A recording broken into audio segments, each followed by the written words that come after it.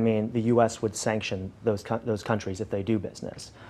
This is very similar to what we saw with Saddam Hussein in Iraq. We saw that these sanctions imposed, crippling humanitarian effects on the people of Iraq, killed 500,000 people, and didn't depose of Saddam Hussein. In fact, it actually entrenched him and his regime. We're afraid that this is going to do the same thing. And it's not just that it's bad for the regular people inside of Iran, but for the first time, these are sanctions that are actually bad for ordinary people in the U.S. And for the economies here in the U.S. as well as the economies in Europe. These are sanctions without a purpose. There's no objective that has been clearly laid out. Are these sanctions to topple the regime? Are these sanctions to pressure the regime back to the table? Are these sanctions for containment purposes to prevent the regime from obtaining nuclear weapons or a nuclear weapons capability? That hasn't been spelled out, and so when you haven't spelled out that end goal, it's impossible for that sanctions regime to actually have its intended effect because the intended effect is unknown. These are sanctions that the sponsors have actually acknowledged. Okay, this is going to raise gas prices a little bit here in the U.S. It might take away some jobs here in the U.S. But it's so important that we need to do it, even though we've never seen these sanctions actually work. Meanwhile, in Europe, they've talked about imposing similar sanctions, actually imposing an embargo on Iranian oil exports so that Europe wouldn't be able to purchase those.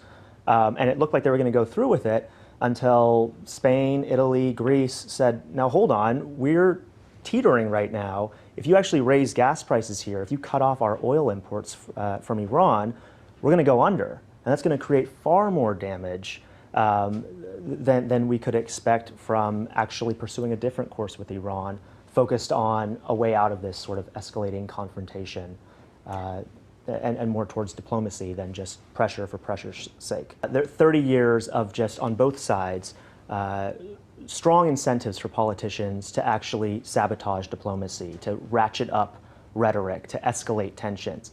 And there are rewards on both sides. Here in the U.S., you see President Obama heading in towards a re-election in which there have been real concerns in the perception of his support among Jewish voters because of his approach towards Israel and, as part of that, his approach towards Iran, that he hasn't been tough enough on Iran.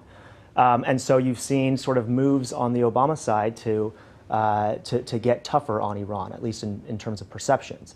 On the Iranian side, you have the same thing. And, for instance, the embassy incident that happened last week, a lot of people saw this and thought this is Iran being Iran, doing bellicose things.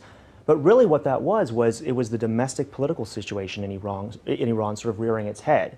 It was the Speaker of the Parliament actually, we have reason to believe, actually orchestrated those mobs in order to undercut the president, Ahmadinejad, who was making some moves towards opening up diplomacy with the P5+1.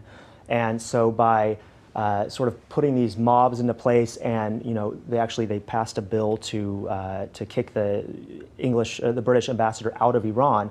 By doing those things, it has disastrous consequences in terms of resolving the conflict, but it plays well at home for the speaker, Larijani, to basically get a win over Ahmadinejad and not allow him to have any kind of progress. A lot of people are saying we are already in a covert war with Iran, and this has been going on for years. It's only a matter of time before something happens that we can't back away from.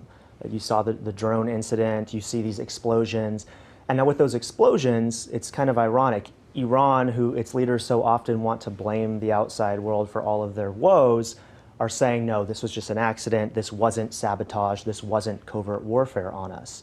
Now what that does is it lowers the pressure